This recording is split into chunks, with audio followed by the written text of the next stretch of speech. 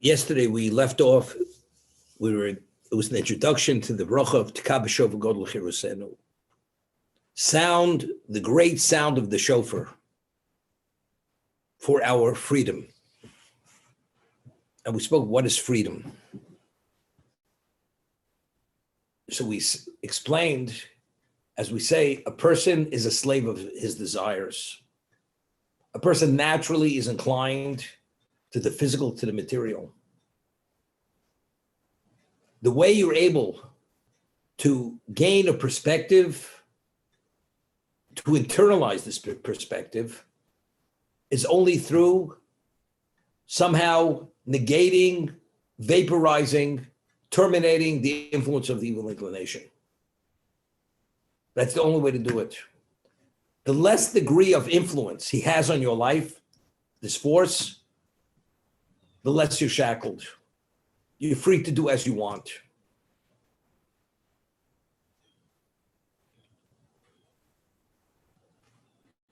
As I mentioned yesterday, why do people want to earn more rather than less? Because it provides more material, more comforts. Even comforts which are not comforts of the norm. No, he wants to have an Olympic-sized swimming pool in his basement, plus an alarm system, plus shrubbery, indoor, not outdoor. As if you think you're in paradise. That's what he wants. But why do you want it? I mean, you can't live without that? Because that's something I would like. Because I desire that. So why, and to maintain it is a fortune. To build it, to maintain it, it's a fortune. Because that's something I like. So it's due to your physical desires. This puts a burden on you. You have to earn serious money to maintain that lifestyle. But why did you assume this more expensive lifestyle? It's because I desire it. But why do you desire it? I mean, it's not enough to have a roof over your head and eat 3 square meals a day and dress that you should be protected from the elements. That's not enough. What do you need all this other excess? That's called desire. That's called Yetzer Hara. That's called evil inclination. It's called ego. Because everybody, you want to be at least seen as on par with society. And if you see less, does it really make a difference? As long as you're respectful to yourself and you're living respectfully. But I don't want other people to see me to be less. But why not? What difference does it make? If you know that you're more rather than less, why is it important for other people to see you also as more? The answer is because that's your ego. Because you want to be acknowledged and seen by others that you're at least what they are. It's not that you should be a role model. So you should encourage them to do more good. That you do. If you say that, then you're deluding yourself. For that, you really have to be the true tzaddik. That is the impetus of why you're doing things.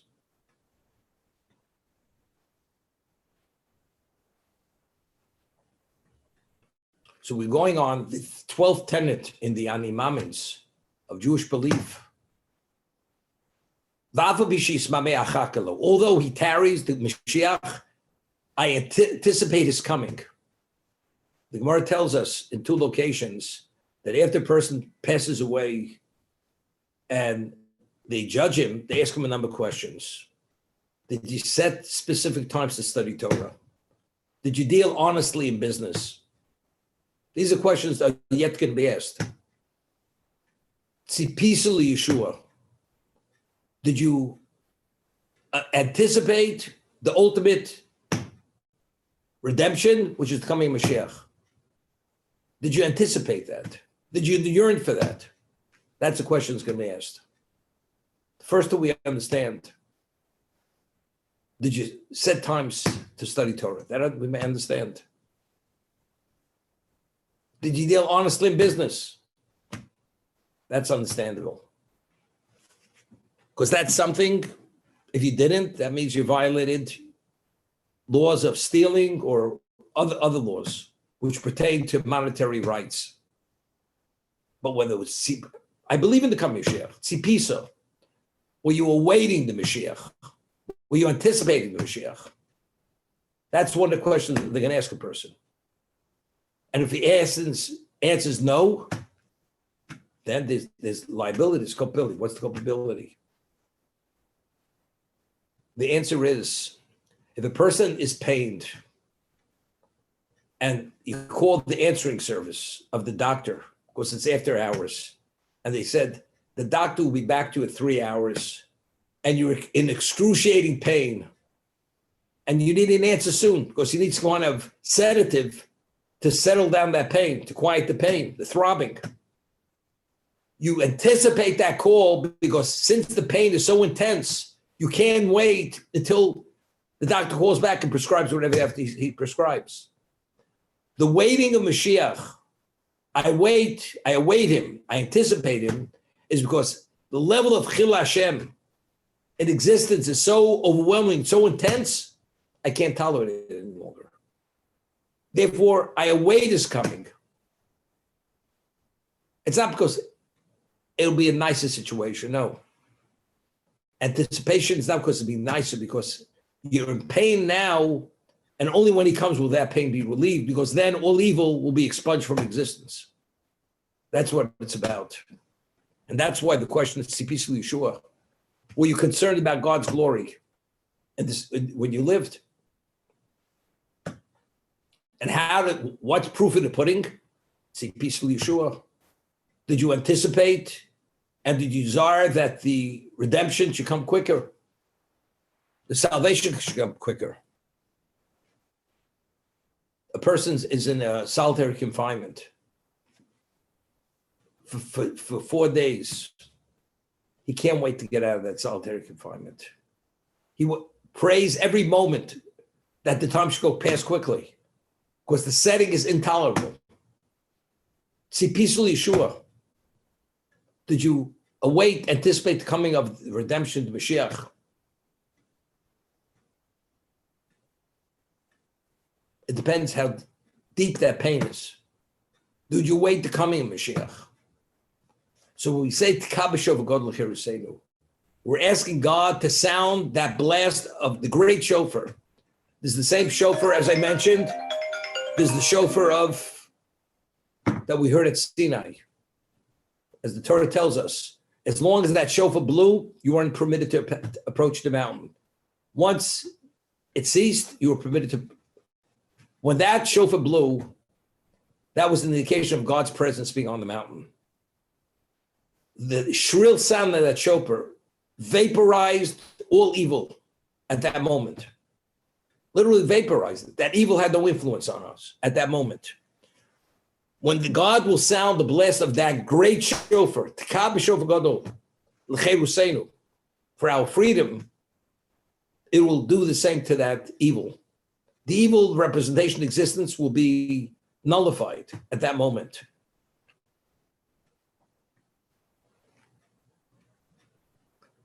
V'soneis l'Cabbage Cheruseinu, and lift the flag. Mace is a flag.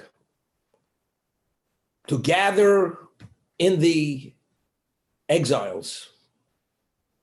When this will happen, people will get a flock. But we need him to gather us. What do you need him to gather us? If the Gula is here, redemption's here, everybody's going to Eretz, not so easy.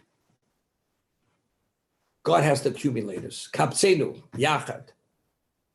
V'soneis l'Cabbage Cheruseinu. Raise the flag to gather in the exiles. What does that mean?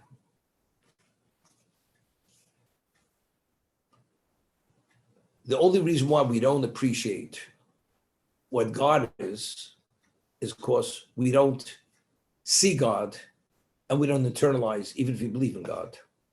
But if you would understand the innate value of our relationship with God, soon is not soon enough. Immediate is not immediate enough. Therefore, saying, raise that, make yourself obvious. And that obviousness will cause the ingathering of what? Of the exiles. That itself will cause the gathering of the exiles.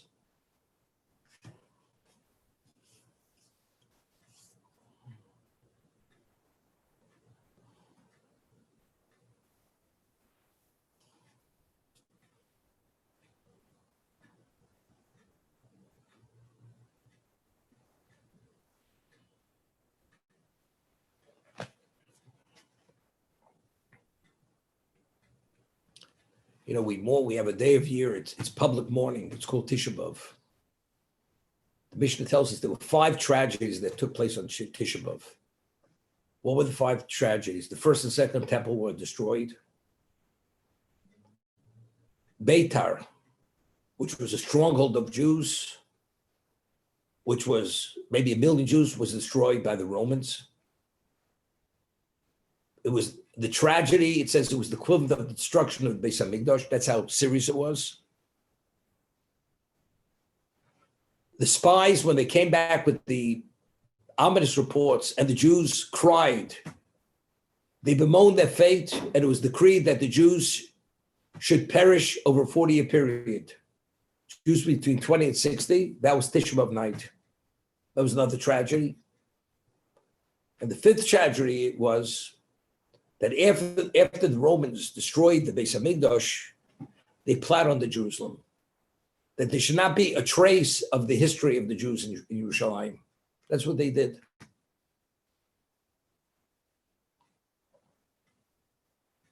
You ask any Jew, even observant Jew, are you pained that there's no Beis HaMikdash? Are you pained? Are you pained because of what happened to Beitar more than 2,000 years ago? Are you pained? Say, it's unfortunate, it was tragic. Are you pained? Not pained.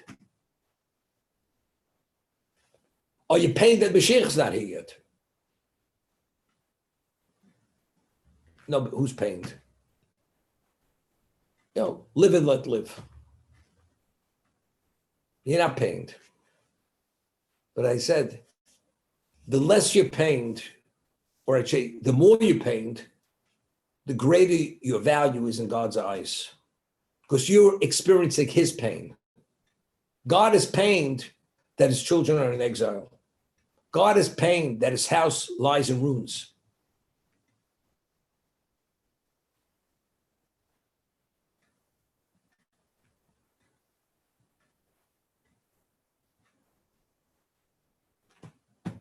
So how does a Jew experience Tish Above? We sit on the floor, we don't wear leather shoes, we fast for 26 hours, and we say Echo, which is the elegies, but do you really feel pain? Does it feel as if, God forbid, a person lost one of his 7 closest relatives?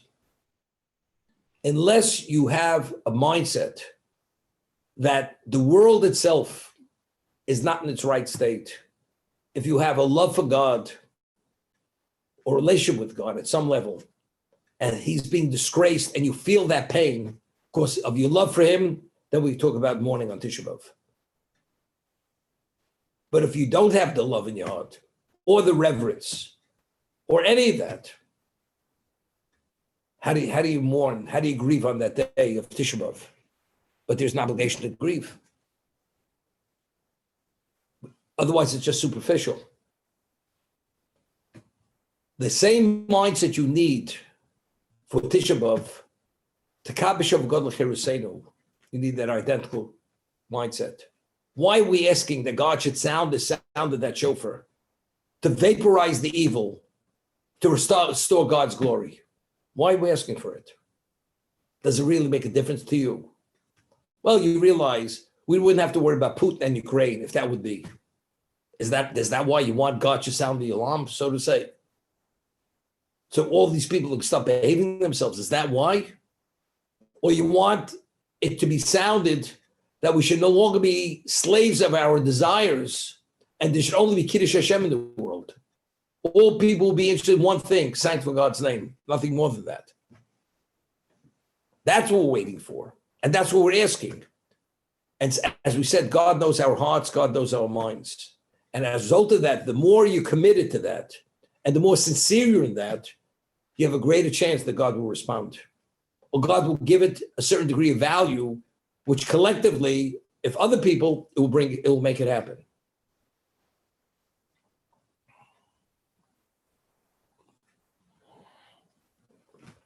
See, in Europe, Jews did not fare well in Europe. Whether it was Poland, Russia, all these, there was discrimination, there were pogroms, and the lives of the Jews were very precarious. There was a certain lack of certainty. You're here today, you may not be here tomorrow. They may pillage the village. They may, who knows what, and there's plague and disease. It was fraught with endless problems. When a person lives in that state of uncertainty, it's a lot easier to be touched. Because the ego, you're not totally engulfed in that ego. Because ego is the confidence. This is where it's supposed to be. When you realize everything you have means nothing, then you're humbled.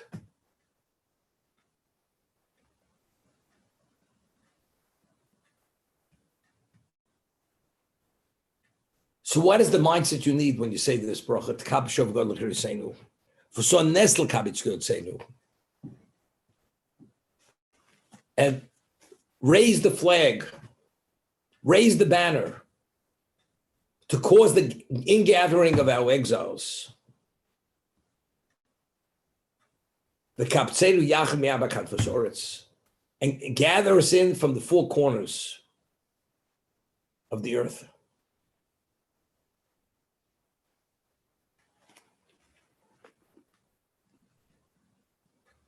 Meaning, raising of the flag, making God's presence obvious, that causes Cabbage.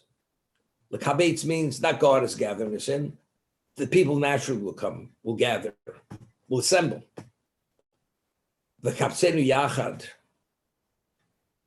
You will gather us in from the four corners of the earth. God will be involved in the process. It's not just informational, but God will gather us, will assemble us from the four corners of the earth. Somebody told me something about a week ago, which I was unaware of, that the Chofetz Chaim said that in his time, passed away in 1933. So when he said this, must have been in the early part of the 20th century. He says, at his time, he says, there are 140 million Jews in the world. We just spoke yesterday, 30 million, 50 million. Where does he come up with 140 million? Meaning the many people out there, they say in Spain, there's more Jewish blood in the veins of the Spaniards than Gentile blood.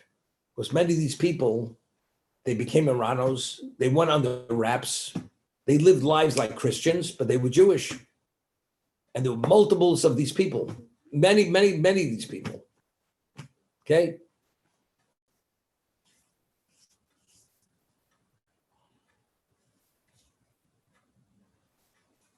So the Chofetz Chaim said, many of these people, because it went through the maternal rather than the paternal, the Jews, although they don't know the Jews.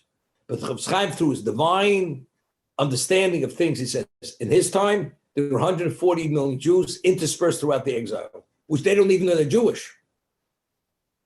But what's going to happen when God sounds that blast of the shofar? The Jews know they're Jews. They know they're going to gather. They will assemble in Yerushalayim. What about the Jews who don't even know they're Jewish? Somebody in Timbuktu, somebody in who knows where, out in Africa somewhere, or in wherever it may be, Tibet. Who's going to bring him back? The Kaptsenu Yachad. That God has to go out and literally pull us back. He personally gathers them. It's not we will assemble, he assembles them. Kaptsenu Yachad mi'abakantosoritz. It doesn't say the Kaptsenu mi'abakantosoritz. Kaptsenu Yachad mi'abakantosoritz. When you gather us back, it should be with a unity. As we say, we leave no survivors. Whoever's here comes with us. We don't leave anybody behind. That's kapseinu yachad. They are even from the four corners of the earth.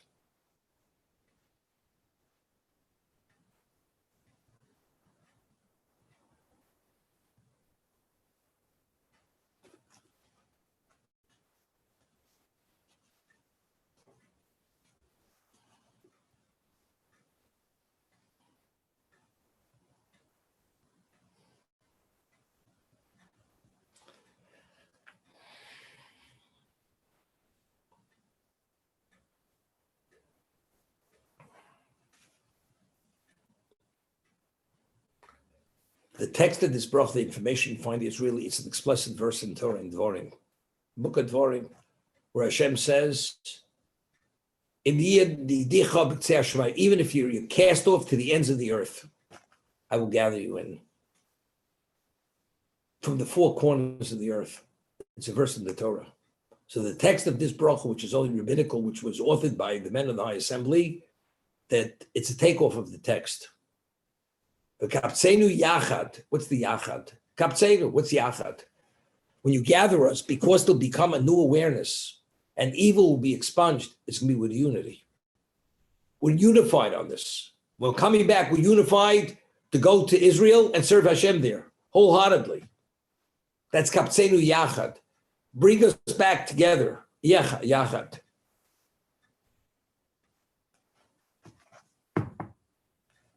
Baruch to Hashem. Mekabetz Netchem Yisrael. He is the Mekabetz. He gathers, not causing to gather. He gathers. Netchem Yisrael. Those who are cast away in the material. He gathers in the outcasts of Amal Yisrael, of his people Israel.